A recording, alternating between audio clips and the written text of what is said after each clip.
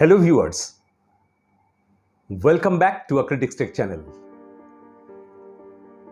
During the proceeding to hear a slew of petitions demanding a court-monitored independent investigation into the alleged Pegasus snooping, a Supreme Court bench led by Chief Justice of India repeatedly asked the Solicitor General whether the government would come clean about the purchase or use of Pegasus. On 17th of August, the Supreme Court issued a notice to the Centre on the petitions brought before it regarding the deployment of the Pegasus malware against Indian citizens. The subject will be revisited in 10 days. Incidentally, India celebrated its 75th year of independence just 2 days before this court case. From the acceptable into the intolerable, from a recognized democracy to a scorned authoritarianism, from unrestrained freedom to infamous system of surveillance, from a decent confidentiality to a mockery of privacy. This is how India has entered into its 75th year of independence. The political critics, free thinkers, and investigative journalists who are called as the messengers of democracy are deeply feared by the increasingly insecure ruler. They become the targets of snooping anytime, anywhere, and by all means. It is not a surprise that the messengers of democracy would be placed under deep surveillance because the ruling class not only lives on fear but often under perceived non-existent threats. That is why, for the ruler, a surveillance system is necessary to build up. In a recognized democracy, the government's invasion of privacy to curb the human rights is unacceptable. Revelations of Pegasus, which is the latest in technology to hack journalists, is an example of expansive global design. From Mexico to Rwanda to Saudi Arabia, governments across the world have used Pegasus to spy their own citizens, especially journalists, human rights campaigners, and other social activists. Recently, a Critics Tech has gone under such shocking experience. This channel was blocked for nearly 28 hours after it exposed the skyrocketing corporate profits on selling of COVID vaccines. However, spying on people using Pegasus or any other means is a glaring example of the failure of leadership. The Pegasus case poses an unprecedented challenge to India. Present ruling dispensation has very little or no regard for democracy or its institutions respond to it. India is widely regarded as the world's largest democracy. Since its independence, India has suffered from a number of inadequacies, some of which are fundamental to human progress. India ranks below average in the Global Hunger Index, per capita health spending, human capital index, literacy rate, education index, World Happiness Index, Human Development Index, Social Progress Index, Gender Inequality Index, Global Youth Development Index, etc., etc. However, the right to free speech and expression has always been prioritized in India. This country has always upheld democratic norms. Unfortunately, since Narendra Modi's election as Prime Minister of India in May 2014, India's Liberal Democracy Index score has plummeted, along with all the developmental index. India's Freedom of Expression Index has also drastically declined. There has been a sharp fall in India's Civil Society Participation Index. The party that controls the present government at the center envisions a country devoid of pluralism.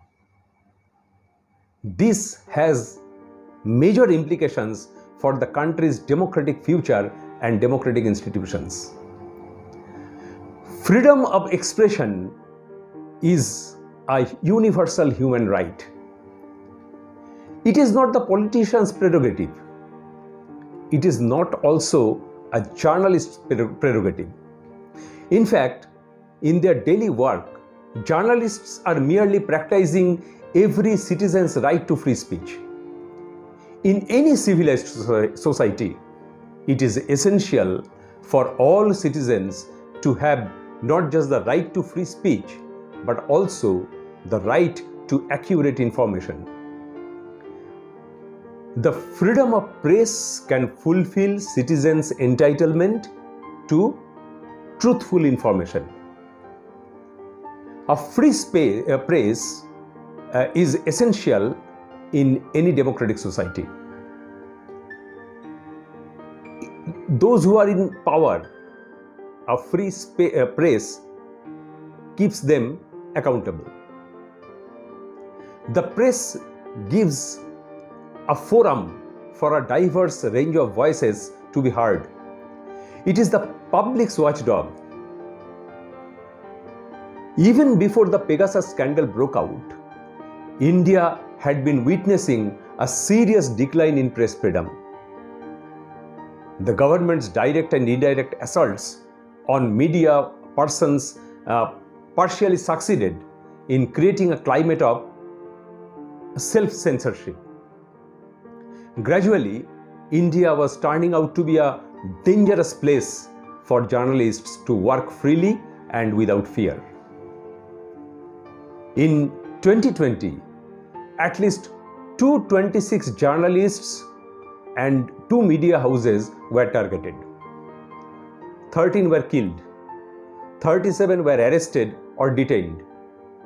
64 journalists had FIRs registered against them. In addition, show cause notices or summons were issued against 13 journalists and 1 newspaper. 101 journalists were subjected to physical assault or online threats, or their houses and family members were attacked. All these statistics I have narrated is according to the Indian Press Freedom Report 2020. Most of the journalists attacked during the last year were from Uttar Pradesh, followed by Maharashtra, Jammu and Kashmir, Delhi and Karnataka. These incidences included 12 women journalists who had faced physical violence, online harassment and threats. During the first tenure of Modi government, between 2014 and 2019, more than 200 serious attacks on journalists took place and 40 journalists were killed in the same period. In 2020, as per the World Press Freedom Index, India ranked 142 out of 180 countries. Reporters Sans Frontiers called India the most dangerous country in the world for journalists. This year, in the month of May, during the India-European Union Summit, the Committee to Protect Journalists, CPJ, submitted a letter to the European Union. The letter highlighted the hostile situation under which journalists in India are working and requested European Union to urge the Indian government not to interfere with the journalists or retaliate against them who were doing their jobs. Several petitions have been filed before the Supreme Court in response to the Pegasus revelations. The petitioners have asked the Union of India to divulge whether the government or any of its agencies purchased Pegasus and used it for spying in any way.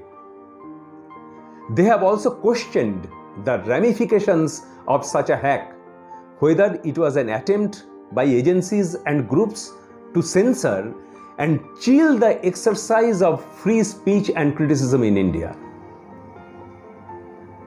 The Pegasus hack is a direct attack on communicational, intellectual, and informational privacy, putting real privacy practice in this context at risk. The right to privacy includes the ability to use and control one's mobile phone or electronic equipment. Any interception by hacking or tapping is a violation of this fundamental right. If the attack did occur, it was an unacceptable infringement of the right to privacy. And this right to privacy has been recognized as a basic right. India has an unprecedented difficulty as a result of the Pegasus issue. The future of this country will be determined by how the nation and its institutions react to it. The right to privacy, free speech, and freedom of expression should be recognized as essential human rights. These should be safeguarded in order to maintain India's democratic character in its 75th year of independence. Viewers, in today's episode, we have talked about attempts being made to intruding, targeting, and controlling the messengers of democracy. Undoubtedly, it has disastrous consequences on human rights and free access to information. I hope you had a good time watching this video. If you liked this video, please press the like button and share it with others. Also, if you haven't already subscribed to my channel, please do so right now. See you on the next episode of Critics Take. Thank you.